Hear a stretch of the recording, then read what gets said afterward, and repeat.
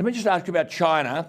Have we been, along with the rest of the world, naive in thinking that liberalisation in China under Deng Xiaoping would stay, but that naivety has led to the monster of the Chinese Communist Party, which hasn't changed its Marxist-Leninist ways? Do you think with the monster that's been created and the contest that the West is now entering with Communist China will be every bit as difficult as the West had with the old Soviet Union? I think we were reasonable in thinking that over time economic liberalisation would inevitably lead to a degree of political liberalisation. And I think that was the judgment that the Chinese Communist Party adopted eventually, and that's why they've stopped economic liberalisation. So had the Deng Xiaoping to get rich is glorious reforms continued indefinitely, I think sooner or later we would have a very different China. But the Communist Party, in the end, is all about the party rules, east-west, north-south, the party rules.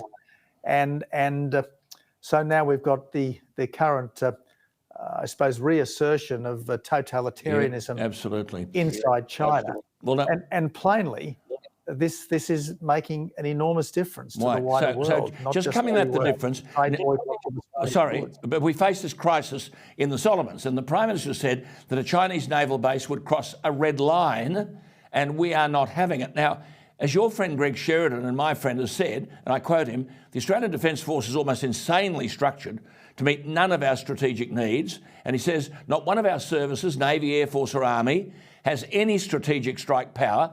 Every one of our major defence programs is in disarray with their scheduled to deliver capability so far into the future that it's in the realm of science fiction. What are your thoughts about Greg's comments? Well, I certainly think that it's important to accelerate our military build-up, and it's important not to get so hung up on having a small amount of the very best that we don't quickly get as much as possible of what's actually good and effective.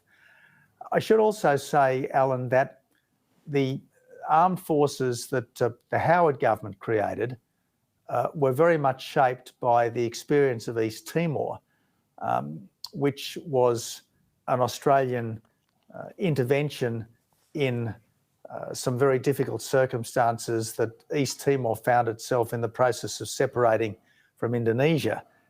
Now those armed forces would be quite capable of acting in the South Pacific should the government choose to do that. I'm not suggesting that they would or should, but certainly they would be capable of acting in the South Pacific. But whether they'd be able to act in the Taiwan Straits, given the current circumstances, is another story. But just at the moment, Alan, we've plainly got a situation where the government of the Solomon Islands and individuals within that government look to have been bought by China.